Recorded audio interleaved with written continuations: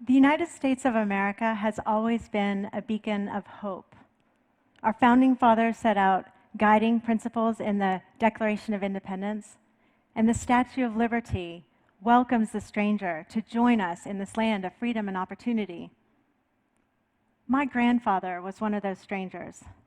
He arrived at Ellis Island as a refugee from Russia. And here I am, 100 years later, realizing all the freedom and opportunity that he bestowed upon me through the risk and sacrifice of his own life. Most of us have a similar story. In 1 or 2 generations, yesterday's stranger becomes the one to welcome.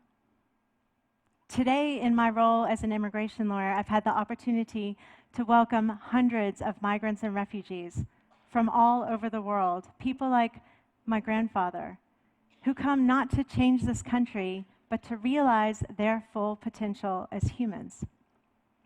What I find alarming is it seems like we're shifting away from being a culture that welcomes, instead allowing our communities to become increasingly polarized and intolerant. Many people only want to be surrounded by others who look or think like they do. That might feel comfortable or convenient, but it's not sustainable. Change, and migration specifically, dominate global headlines. More people are currently displaced than ever before. 65 million people currently displaced by conflict. That's more than the entire populations of Canada, New Zealand, and Australia combined.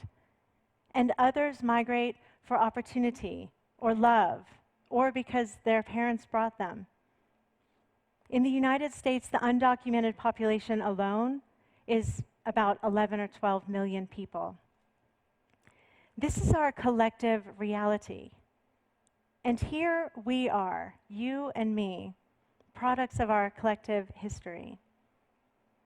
Instead of looking for differences between us, you and I come together seeking new perspectives so that we can have better understanding, and then we can innovate forward together.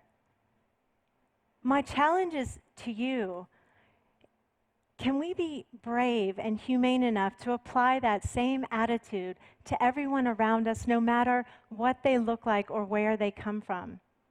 We're all human after all.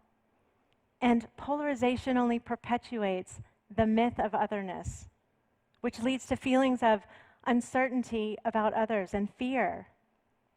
I can relate. When I was a kid, my family moved from New York City to Waco, Texas. I know that's not the same as moving from a different country, but still, it was an odd choice for a Jewish family, considering that Waco is in the middle of the Christian Bible Belt, and we didn't know anybody. One memory that stands out is my mom coming to school to teach my friends about our religion. Raising kids, she didn't know what to expect, but she realized that religion matters in the Bible Belt, and her children were at risk of being excluded or rejected or bullied for being different. So at Hanukkah, she would bring traditional food like her delicious potato pancakes. We call them latkes, and we played this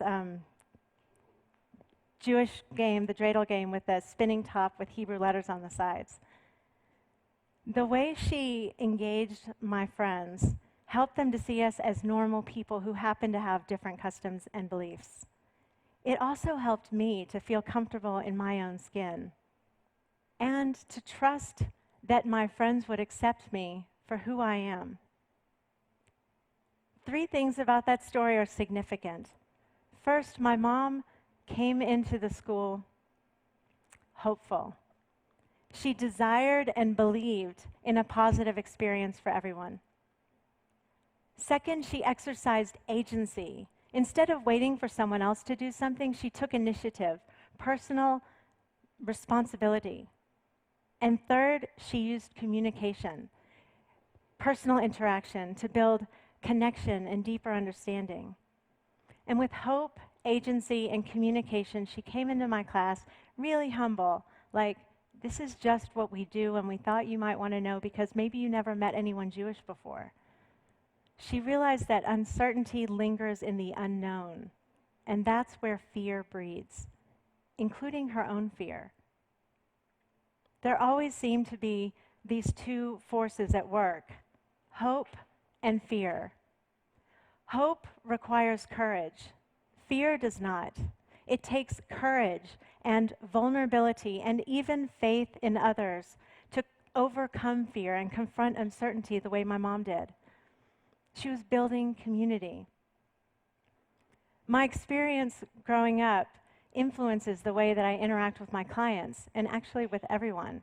I'm really intentional about building community to foster an environment where everyone can thrive, the kind of environment where I want to live.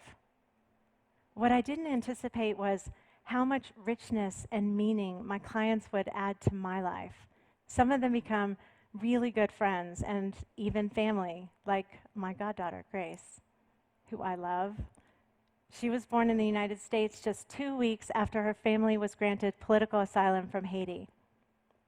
Clearly, what I originally perceived as humanitarian work has evolved into a constant source of hope for me and for my clients. Hope in humanity. Imagine that. That is not the feeling I get when I turn on the TV or when I talk to people like my family and friends who get most of their information about migrants and refugees from the media. The rhetoric and images that we see tend to be so negative and sensational or tragic, defining people by their circumstances instead of by the human spirit that drives them forward. Over the past few years, the growing gap between that rhetoric and the reality that I experience working with migrants and refugees reached a breaking point and had me seriously wondering how long this country will be able to maintain our stature as the land of freedom and opportunity, as the beacon of hope. And I realized that this is about more than just immigration. This is about the kind of community where I want to live. Honestly, the media can be toxic. That kind of energy is contagious, and our society is infected, but hope is contagious too. I know because I've experienced it time and again, whether it's with my clients or in line at the post office or at the grocery store, every time I muster the courage to talk with strangers about something that troubles me, with respect, with a genuine desire to understand, not to convince, and to seek solutions together, something magic happens. That's the moment that they cease to be other. And that is where hope is born. Recently, I was in Grand Rapids, Michigan, facilitating a workshop to explore culture, identity, and values. This is part of a year-long listening tour of the country I love to promote unity and community through deep listening and sharing. Our speaker panel included a Muslim student from Sudan and a Christian former refugee from South Sudan who spent 13 years living in refugee camps before she was resettled in the United States at the age of 15. She shared her experience in the foster care system.